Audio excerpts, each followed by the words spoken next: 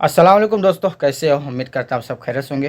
तो दोस्तों फाइनली बहुत मुश्किल होने वाली है सऊदी का वीज़ा स्टम्पिंग कराने के लिए। क्यों मुश्किल होने वाली है? बहुत सारे लोगों का वीज़ा स्टम्पिंग भी नहीं हो रहा, उनको रिटर्न वापस कर दिया जा रहा है। ठीक है, और हो सकता है आप भी वीज़ा स्टम्पिंग के लिए अपना पासपोर्ट भेजें या फिर आपका एजेंट आपका ऑफिस वाला भेजे तो आपका भी पासपोर्ट वापस हो जाए, आपका वीज़ा स्टम्प ना हो।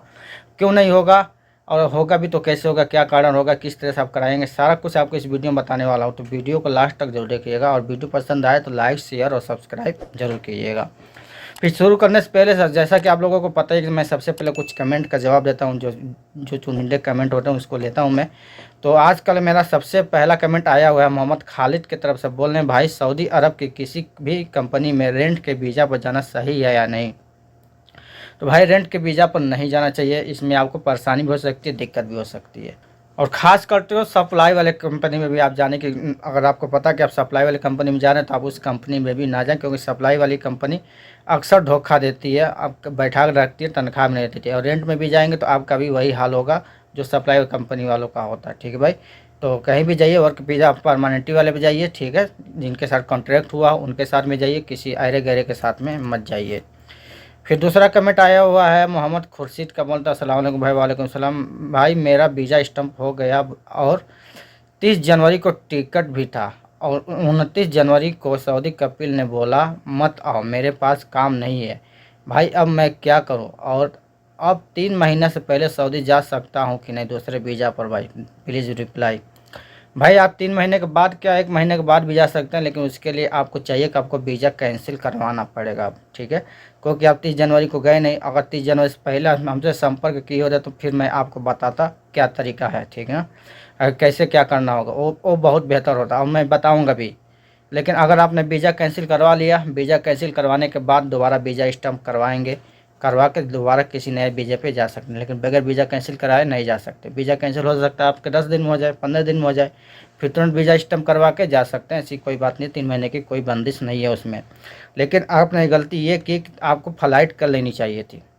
ठीक है, जब कपिल आपको बोला कि मत आओ, मुझे आदमी नहीं चाहिए, तो आप कपिल को बोले होते भाई मैं आ रहा हूँ, तुझे आदमी नहीं चाहिए तो मुझे खुरुज लगा देना या नकल खफाला दे देना। आपको सऊदी पहुँचना चाहिए था, क्योंकि सऊदी पहुँचते अभी आपका वीज़ा कैंसिल करने में भी आपका वही टाइम वेस्ट होगा इधर उधर। ठीक है, अब सऊदी पहुँचते उसको रखना होगा तो होता तो रखता, नहीं रखता तो कफाला ले लेते कहीं। ठीक है भाई, या फिर मान लीजिए उसमें जाने में भी थोड़ा खर्चे भी होते, मुझे भी पता है खर्चे होते हैं, रहने का खाने पीने का काम नहीं मिलता है इधर उधर। लेकिन आपको जल्दी काम हो जाता है वहाँ पे, जैसे ही आपका फाइनल एग्जिट लगा देता हो तो आसानी से काम हो जाता है। अभी आपको चक्कर काटने पड़ेंगे एजेंट का वीज़ा कैंसिल करने के लिए, वो कैंसिल करेगा कि नहीं करेगा, यही बात है। ठीक है भाई, उसके बाद तीसरा कमेंट आया हुआ है मेरे पास, हाँ मीर अशफाक का आया हुआ है। इशफाक का, अशफाक नहीं इशफाक का आया हुआ है। बोला सर मैंने अप्लाई किया था, एजेंट बोल रहा है रिप्लाई में कुछ अप्रूवल नहीं आया कंपनी से। क्या वीज़ा स्टम्पिंग के लिए कंपनी से अप्रूवल लेना ज़रूरी होता है क्या? प्लीज़ इसके बारे में बता देना। भाई कोई ज़रूरत नहीं होता है, कोई अप्रूवल की ज़रूरत नहीं होती है। अगर आपका वकालत सही से हो गया, कपिल ने वकाला के फीस जमा कर दिया, सब कुछ उधर से क्लियर है सऊदी से, तो आपको कोई भी अप्रूवल लेने की ज़रूरत नहीं है। वीज़ा आने के बाद कोई अप्रूवल की ज़रूरत नहीं पड़ती है। इसका साफ मकसद ये है कि अभी आपका वकाला नहीं हुआ है। अगर आपका वकाला हो गया होता तो फिर आपको किसी भी अप्रूवल की ज़रूरत नहीं पड़ती है। ठीक है भाई, इसके अलावा कोई अप्रूवल, कोई पेपर वगैरह, कोई किसी से कोई दिक्कत नहीं होती भाई। सब एजेंटों के बहाने होते हैं और कुछ नहीं होते हैं। ठीक है, और अभी आते हैं टॉपिक पर। लेकिन टॉपिक पर आने से पहले मैं आप लोगों से रिक्वेस्ट करता हूँ भाई, हमारा एक दूसरा चैनल है जिसमें मैं जॉब वगैरह डालते रहता हूँ। तो अभी मेरे पास कुछ जॉब आए हैं, कुछ वैकेंसी आई हुई, उसको मैं डालने वाला हूँ। तो ज़्यादा से ज़्यादा उस चैनल को सब्सक्राइब कीजिए, उसका लिंक आपको नीचे डिस्क्रिप्शन में मिल जाएगा। इसके अलावा आपको कोई भी जानकारी चाहिए, कोई भी हेल्प चाहिए, तो हमारा व्हाट्सअप ग्रुप है का लिंक नीचे डिस्क्रिप्शन में, आप वहाँ से जाकर डायरेक्टली ज्वाइन होकर कोई भी सवाल हो उसका जवाब आपको वहाँ से मिल जाएगा। तो वीज़ा स्टम्पिंग के बारे में जो मैं एक सर्कुलर जारी हुआ है एम्बेसी की तरफ से, सऊदी एम्बेसी की तरफ से, वो ये हुआ है कि क्या करते थे एजेंट लोग, मान लीजिए आपका वीज़ा आया हुआ है ड्राइवरी में, तो वो लोग क्या करते थे लेबर का मेडिकल करा के, लेबर का मोफा करा के भेज देते थे वीज़ा स्टम्पिंग के लिए। तो कुछ अभी अभी तक तो चल रहा था, कोई प्रॉब्लम नहीं थी, कोई दिक्कत नहीं थी। लेकिन अब एम्बेसी ने साफ तौर पर मना कर दिया कि भाई अगर आप लोग ऐसा करोगे तो मैं आप लोगों का वीज़ा स्टम्प नहीं होगा, पासपोर्ट रिटर्न कर दिया जाएगा। तो अभी आप लोग होशियार हो जाइए, जिस काम का भी वीज़ा आए आपका, उसी काम का आपको मेडिकल कराना पड़ेगा, ताकि आपका मुनाफा भी उसी काम का हो।